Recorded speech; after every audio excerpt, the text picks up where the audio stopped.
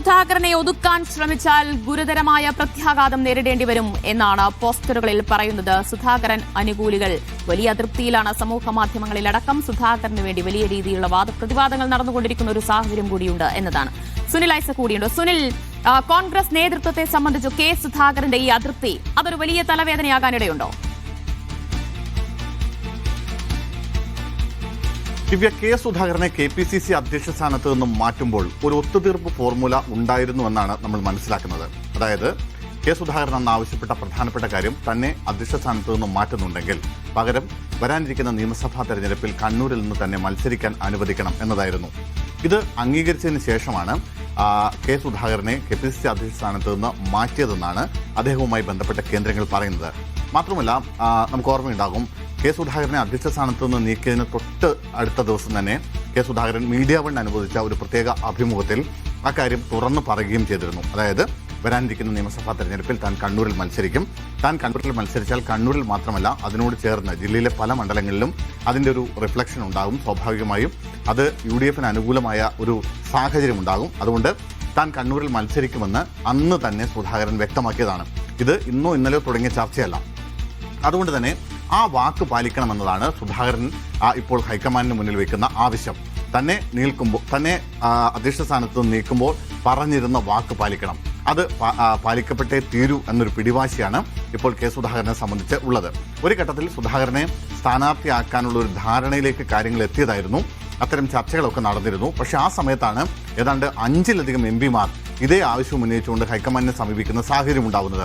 അങ്ങനെ സുധാകരന് മാത്രമായി ഒരു ഇളവ് അനുവദിച്ച് നൽകിയാൽ അത് കൂടുതൽ ആ പ്രതിസന്ധിയിലേക്ക് പാർട്ടിയെ കൊണ്ടുവന്നെത്തിക്കും, മുന്നണിയെ കൊണ്ടുവന്നെത്തിക്കുമെന്ന ഒരു തിരിച്ചറിവിന്റെ ഭാഗമായിട്ട് കൂടിയാണ് എന്തായാലും സുധാകരന് മാത്രമായി അങ്ങനെ ഒരു ഇളവ് വേണ്ട എന്ന തീരുമാനത്തിലേക്ക് എത്തുന്നത്. അല്ല, പക്ഷേ സുനിൽ, കോന്നിയിലേക്ക് വന്നു കഴിഞ്ഞാൽ കോന്നിയിൽ അടൂർ പ്രകാശ് തന്നെ മത്സരിച്ചേക്കും എന്നാണല്ലോ വരുന്നത്. കാരണം അവിടെയുള്ള ജയസാധ്യതകളും മറ്റ് ഘടകങ്ങളും ഒക്കെ പരിശോധിക്കുമ്പോൾ അടൂർ പ്രകാശ് തന്നെ അവിടെ മത്സരിച്ചേക്കുമെന്ന വിവരങ്ങൾ കൂടി വരുന്നുണ്ടല്ലോ. അപ്പോൾ എന്തുകൊണ്ട് കെ സുധാകരന് ഒരവസരം നൽകുന്നില്ല എന്ന ചോദ്യം ഉയരില്ലേ?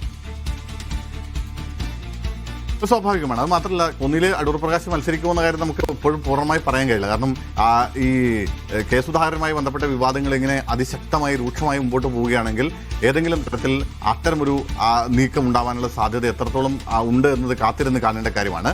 പക്ഷെ മറ്റൊരു പ്രധാനപ്പെട്ട കാര്യം പറയേണ്ടത്, കെ സുധാകരനുമായി ബന്ധപ്പെട്ട് ഇപ്പോൾ നേരത്തെ സുനിൽ കനകേലുവിന്റെ ഒരു ടീം നടത്തിയ സർവേ, ആ സർവേയിൽ 3 സർവേ നടത്തിയിരുന്നു. ആ 3 സർവേയിലും കണ്ണൂരിൽ സുധാകരൻ മത്സരിച്ചാൽ മാത്രമേ അവിടെ വിജയമുള്ളൂ, കടന്നപ്പള്ളിക്കെതിരെ സുധാകരൻ അല്ലാതെ മറ്റൊരാൾ അവിടെ ഇല്ല എന്ന തരത്തിലേക്കുള്ള ഒരു റിപ്പോർട്ടാണ് ലഭിച്ചത്. മാത്രമല്ല, ആദ്യഘട്ടത്തിൽ കണ്ണൂർ DCC നൽകിയ പട്ടികയിലും കെ സുധാകരന്റെ പേര് തന്നെയാണ് ഉണ്ടാവുന്നത്.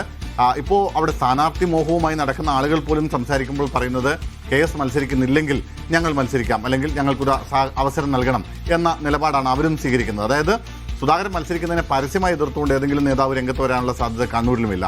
മാത്രമല്ല, ഏതെങ്കിലും ഘട്ടത്തിൽ കെ സുധാകരൻ ഇത്തരമൊരു കടുത്ത നീക്കത്തിലേക്കൊക്കെ പോവുകയാണെങ്കിൽ എത്രത്തോളം ആളുകൾ സുധാകരനെ പിന്തുണയ്ക്കുമെന്നുള്ളൊരു ചോദ്യം ബാക്കി നിൽക്കുന്നുണ്ട്.